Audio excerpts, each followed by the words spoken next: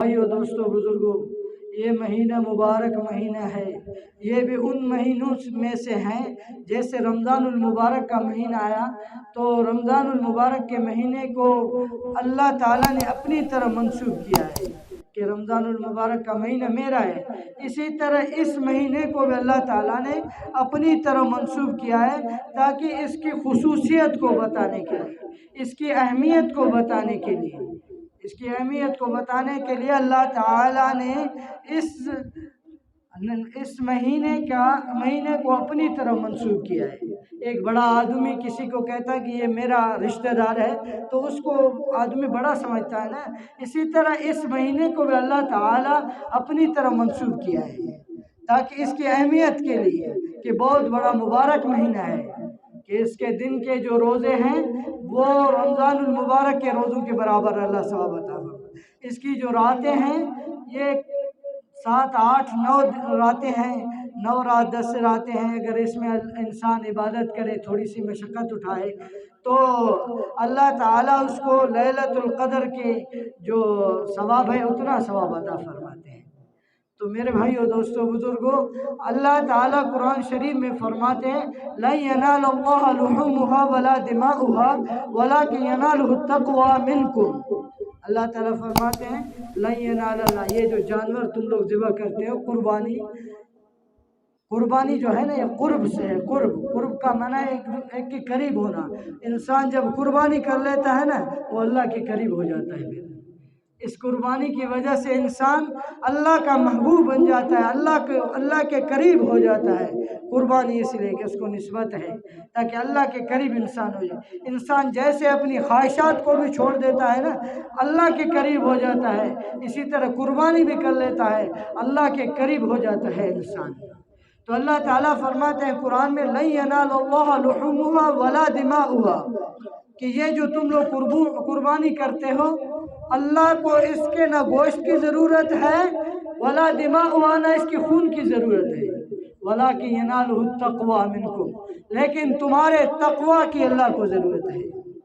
اللہ تمہارے تقوی کو دیکھتا ہے۔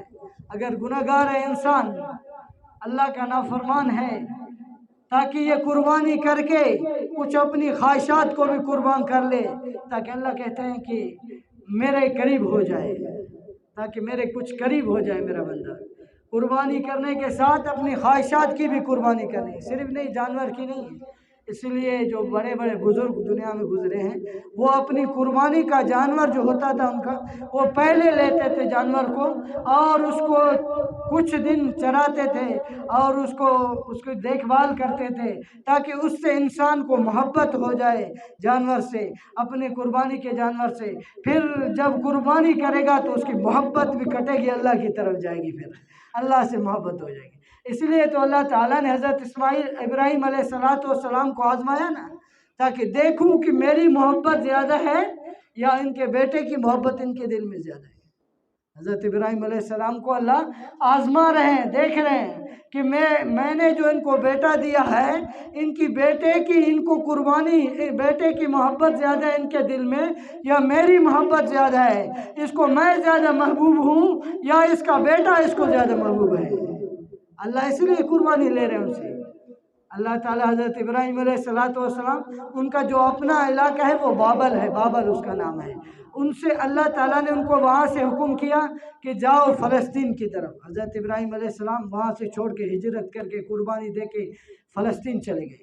فلسطین میں کچھ وقت گزارنے کے بعد اللہ تعالیٰ نے حکم کیا کہ مکہ مکرمہ جا کے اپنی بیوی اور اپنے اولاد کو، اپنے بیٹے کو مکہ مکرمہ میں چھوڑ کے آ جاؤ۔ اللہ تعالیٰ کہہ رہے ہیں مکہ مکرمہ، فرماتے ہیں کہ 1500 میل کا فاصلہ ہے، 1500 میٹر کا فاصلہ ہے، 1500 کلومیٹر کا فاصلہ ہے۔ فلسطین سے لے کر مکہ مکرمہ کا 1500 کلومیٹر کا فاصلہ۔ یہاں پہلے تو اتنی گاڑیاں سواریاں نہیں تھی کہ آدمی جلدی سے، آج کل گاڑیاں ہیں، بندہ 500 میٹر 600 میٹر کو 2-3 گھنٹے میں طے کر لیتا ہے۔ پہلے اونٹ تھے، اونٹوں پہ سفر کر رہے تھے۔ حضرت ابراہیم علیہ السلام ابھی فلسطین سے روانہ ہوا ہے اپنی بیوی اور اپنے بیٹے کو چھوڑنے کے لیے مکہ مکرمہ جا رہا ہے۔ اور وہاں جب پہنچ گیا مکہ مکرمہ، جب وہاں چھوڑ دیا اپنے بیٹے کو اور اپنی بیوی کو، جب واپس ہونے لگا حضرت ہاجرہ نے پیچھے سے آواز دی، یا ابراہیم این تذهب وتترکنا فی وادی الذی لیس فیہ انیس ولا شیء، اے ابراہیم آپ کہاں جا رہے ہو؟ وتترکنا فی وادی الذی لیس فیہ انیس ولا شیء، اور ہمیں ایسی وادی میں چھوڑ کر جا رہے ہو لیس فیہ انیس ولا شیء، جس میں نہ انسان ہے نہ کوئی کھانے کی چیز ہے۔ انسان کے جو زندگی کے گزارنے کے جو اسباب ہیں ان میں سے ایک بھی نہیں ہے، یہاں آپ ہمیں چھوڑ کر جا رہے ہو ایسے وادی میں جہاں انسان بھی نہیں ہے، نہ کھانے پینے کی چیزیں ہیں، آپ ایسے ہمیں چھوڑ کر جا رہے ہو، کہاں جا رہے ہو؟ حضرت ابراہیم علیہ السلام نے جواب نہیں دیا۔ حضرت ابراہیم علیہ السلام نے پہلی مرتبہ پہ، پہلی دفعہ بلانے پہ حضرت ابراہیم علیہ السلام نے جواب نہیں دیا ان کو۔ جب دوسری مرتبہ حضرت ہاجرہ علیہ السلام نے پکارا، کہا کہ یا ابراہیم این تذهب وتترکنا فی وادی الذی لیس فیہ انیس ولا شیء، اے ابراہیم ہمیں کہاں چھوڑ کے جا رہے ہو؟ ایسی وادی میں نہ جہاں انسان ہے نہ کھانے پینے کی چیز ہے، انسان کے رہنے کے بھی کوئی اسباب نہیں، کہاں چھوڑ کے جا رہے ہو؟ جب تین مرتبہ، جب چوتھی مرتبہ حضرت ہاجرہ نے جب بلایا، پھر حضرت ہاجرہ نے کہا اِلیٰ مَن تَکِلُونَ یا ابراہیم، اے ابراہیم ہمیں کس کے سپرد کر کے جا رہے ہو؟ کس کے حوالے کر کے جا رہے ہو ہمیں؟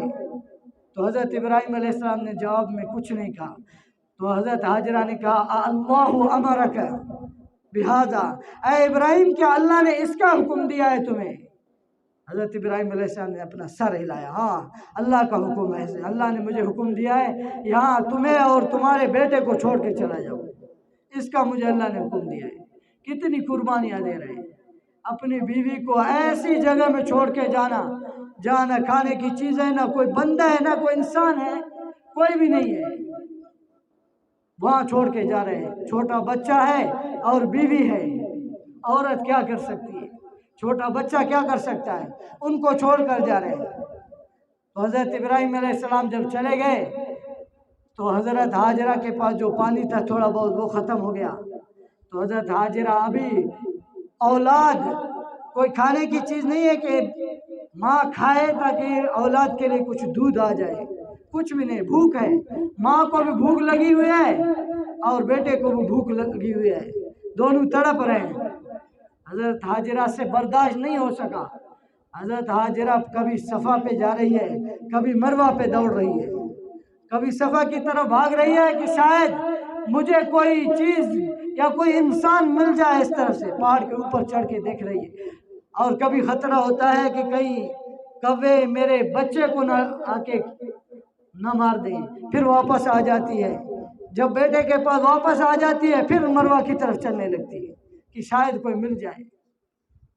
اس لیے حضرت ہاجرہ علیہ السلام کا یہ عمل اللہ کو ایسے محبوب ہوا، اللہ کو اتنا پسند آیا، اللہ کو اتنا محبوب ہوا کہ حاجی آپ جو حج پہ جاتے ہیں اللہ تعالیٰ ان کو کہتا ہے تم بھی یہ عمل کرتے رہو، تم بھی صفا مروہ پہ بھاگتے رہو، صفا سے مروہ، مروہ سے صفا، ان صفا والمروہ من شعائر اللہ۔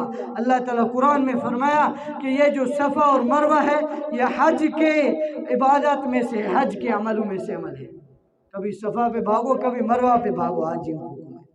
تو یہی میرے بھائیوں دوستوں بزرگوں، پھر اس کے بعد حضرت ابراہیم علیہ السلام کو پھر حکم ہوا کہ جاؤ اپنی اولاد کو صرف دیکھ کے آ جانا، ان کے پاس ٹھہرنا نہیں ہے۔ حضرت ابراہیم علیہ السلام آئے اور جب حضرت ہاجرہ کے پاس پہنچے تو حضرت ہاجرہ سے پوچھا کیا حال ہے؟ حضرت ہاجرہ نے کہا کہ اتر جاؤ اونٹ سے اتر جاؤ، آؤ بیٹھو، پانی شانی پیو ہمارے ساتھ، بڑی داستان ہے، بڑی کہانی ہے، بیٹھ کر آپ کو سنائیں۔ تو حضرت ابراہیم علیہ السلام نے فرمایا کہ مجھے اترنے کی اجازت نہیں ہے، اونٹ سے اترنے کی اجازت نہیں ہے۔ تو اونٹ کو بٹھایا، اونٹ پہ سفر کیا ہوا تھا، ریتیلی زمین، پاؤں گندے ہو گئے تھے، مٹی لگی ہوئی تھی، تو حضرت ہاجرہ نے پاؤں دھو لیے ان کے، بس حال احوال پوچھ کے پھر واپس ہو گئے حضرت ابراہیم علیہ السلام۔ تو میرے بھائیوں دوستوں بزرگوں، اتنی قربانیاں دے رہے ہیں اللہ تعالیٰ کو، انسان کی کوئی جانور کی ضرورت نہیں ہے، اللہ تعالیٰ حکم دیکھنا چاہتا ہے کہ میرے حکم پہ کون کون چلتے ہیں۔ अल्लाह हुक्म देकर देखना चाहता है। हज़रत इब्राहीम अलैहिस्सलाम को उनकी औलाद की कुर्बानी की हुक्म दी, अल्लाह ताला ने हुक्म दिया, तो बेटे की कुर्बानी अल्लाह ने नहीं ली। अल्लाह देखना चाहता था कि कितनी मेरी मोहब्बत कितने इसके दिल में है और अपने बेटे की कितनी मोहब्बत है, मेरे लिए अपने बेटे को कुर्बान करने के लिए तैयार होता है या नहीं, ये देखना चाहता था अल्लाह ताला। तो हज़रत इब्राहीम अलैहिस्सलाम जब तैयार हो गए तो बेटा वापस मिल गया, अल्लाह ताला ने बेटे को नहीं लिया उनसे। तो मेरे भाइयों दोस्तों बुजुर्गों, आजकल अल्लाह ताला हमारे ख्वाहिशात की सिर्फ कुर्बानी चाहते हैं कि अपने ख्वाहिशात को मेरे दीन पे कुर्बान करो। हम अपनी ख्वाहिशात पे चल रहे हैं।